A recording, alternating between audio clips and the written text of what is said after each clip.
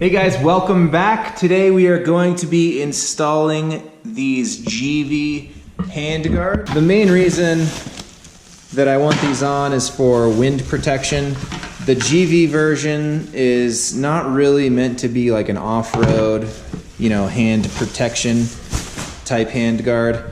It's more aesthetic and really mostly just for wind protection. I mean, these are fairly flimsy plastic and there's just one little metal bracket. I don't think this actually adds any strength to the unit. It just basically, this is for mounting it. So they're not really meant to be hitting bushes and trees and all kinds of stuff. It's really just to kind of stop the wind from hitting your hands. So it's going to be great for helping with commuting on this in the colder months. All right, so what you need is a 4, a 5, and a 6 millimeter Allen wrench. You need an 8 millimeter socket. You need either a very small wrench or one of these needle nose pliers to hold the back of the nut while you're tightening it on the front side. It comes with all of this hardware. This is the mounting hardware for one of the two sides and your plastic piece. It also has this instruction kit, which is a little bit hard to follow.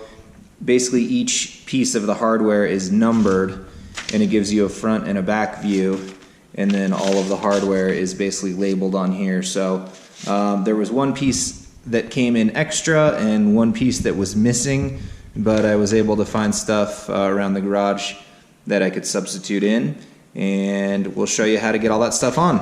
First thing you want to do is take your 6 millimeter Allen wrench and get the end of the handlebar off. Kawasaki uses thread lock on all these, so they're really hard to get off. So there you can see all the yellow thread lock that they have in there. So we'll try and clean that out as best we can. Alright, now that that is out, we are going to get our new bolt. This is the new bolt that's going to go on the end of the handlebar. These are the spaces that are called for within the kit that Givi provides. I am going to add Loctite on the end of this because there was a ton of Loctite on the OEM bolt, so we want to make sure there's a little bit on here as well, because I assume it must be important.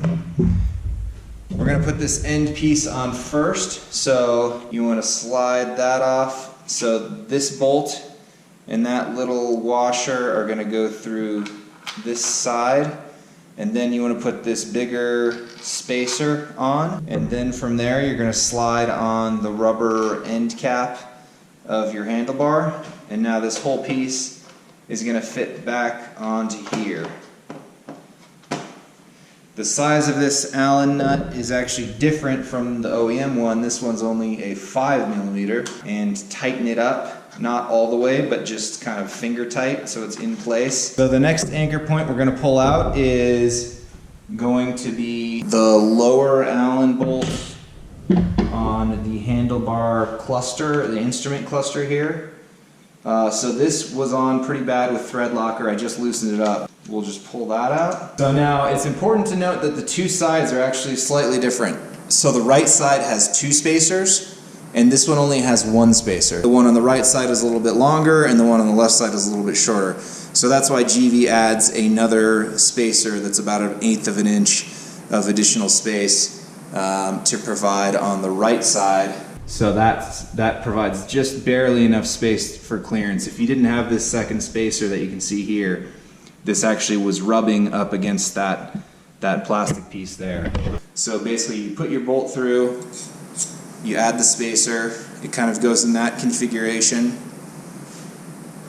and you just bring it in from the bottom. So this last piece is going to go right into here. So for this one, you have this little 1/8 of an inch metal spacer and then a little nylon washer, and this is a 4 millimeter. We'll just get that finger tight until you feel the nylon get some resistance. Alright, so now the whole piece is all put together, it's all finger tight. So we're going to go through one by one and start torquing everything.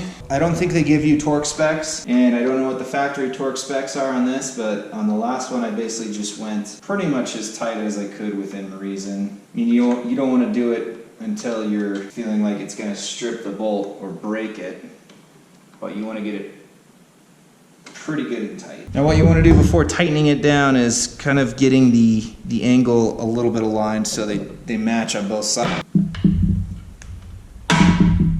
Everything's tightened up and we're all finished. The Givi tags, if you don't like those, they actually peel off really easily. It's not just a normal sticker, it's kind of those, you know, thicker plasticky stickers. So they're actually easy to pull off, and I think it looks better without the tag.